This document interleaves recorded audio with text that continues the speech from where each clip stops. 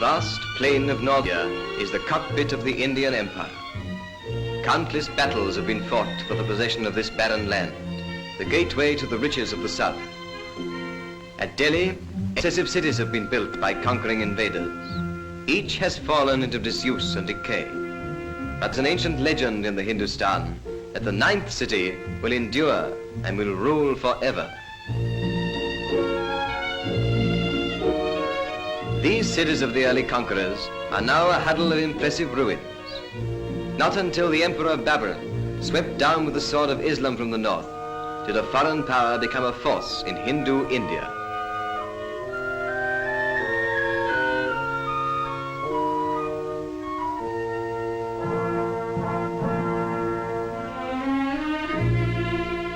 For Humayun, the son of Babur, this tomb was built. The graceful architecture of the last and richest of the Mughal empires exercised a fascination upon India which will never lose its hold. The great Akbar followed Humayun, and around the ruins of his predecessors, his many victories for Allah are celebrated in dome and arch and graceful column. Here in this column is at once the loot of one great battle and the monument of yet another, a sacred pillar of the purest iron, wrought by some strange and undiscoverable method which has preserved it from the rust of centuries. The Qutb Minar, the famous Tower of Victory, was begun by one and successively completed by the Mughal conquerors of Delhi. 238 feet of carved red sandstone.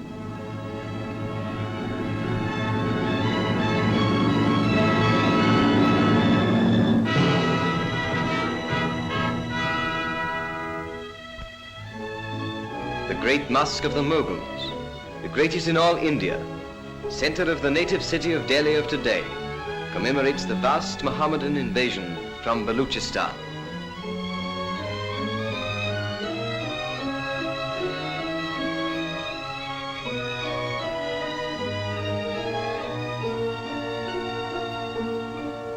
Long, shallow pools are laid out for the ritual washing of the face and hands, which every true Mohammedan must scrupulously perform before he is allowed to pray. In this great mosque and its forecourt, 20,000 people can assemble and give praise to Allah.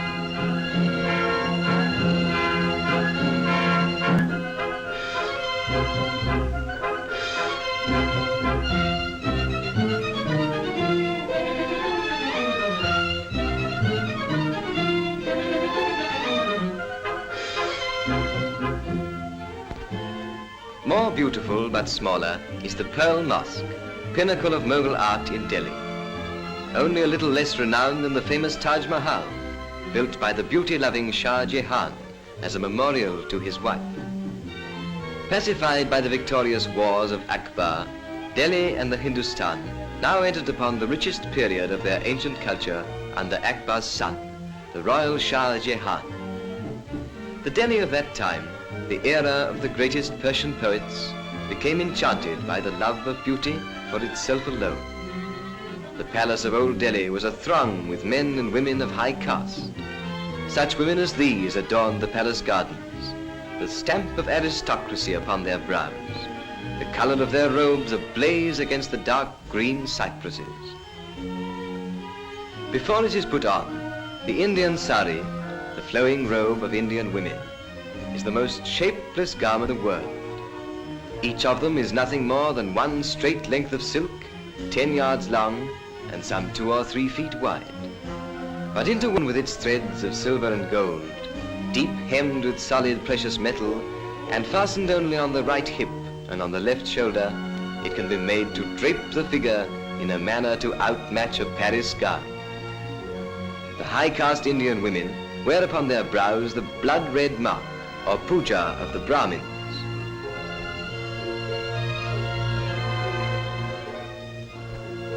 Under Shah Jahan, who caused the marble of his palace walls to be inlaid with semi-precious stones, with sardonyx, cornelian, chalcedony, and chrysoprase, the pursuit of happiness became expressed in languor, enervating Hindustan until the highest form of living was to watch the changing shapeliness of passing clouds.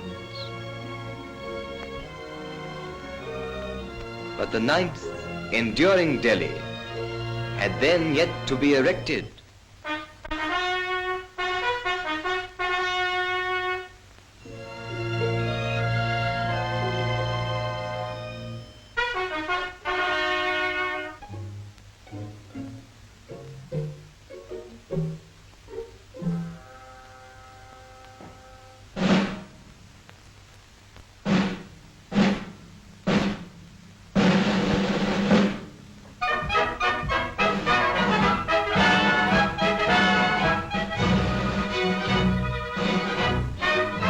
Under combined British and Indian rule, a new Delhi has arisen.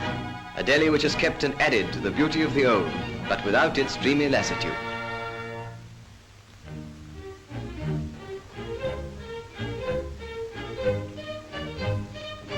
Connaught Place, the business centre of the modern Delhi, brings a new grace to the wilderness of northern India.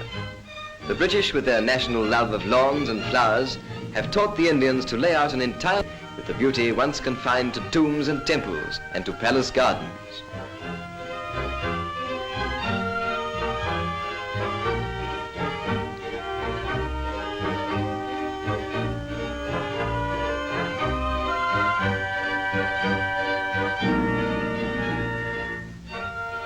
British and Indians are cooperating to carve out a nobler future for this Delhi than was possible under a despotism.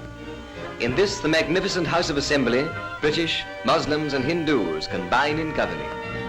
The spirit of the new and vital Delhi is externalized in a new style of architecture, deriving its inspiration not from one tradition but from two, molding the culture of two continents into a third. Where once water was a luxury and the profusion of it the prerogative of princes, there are giant fountains in the public squares.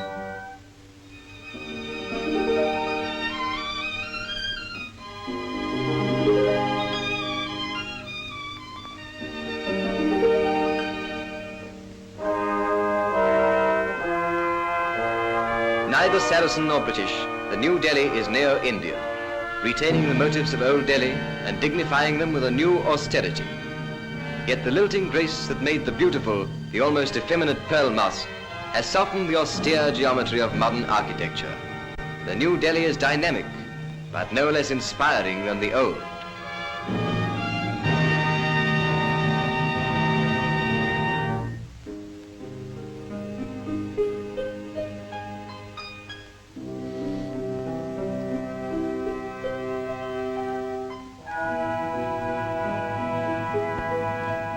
And where there was once only a burnt and acrid plain, there is a green and fertile land, laid out with a prophetic eye to the increasing future of the capital of India, the ninth, enduring city, which in the old legend of the Hindustan will stand and rule forever.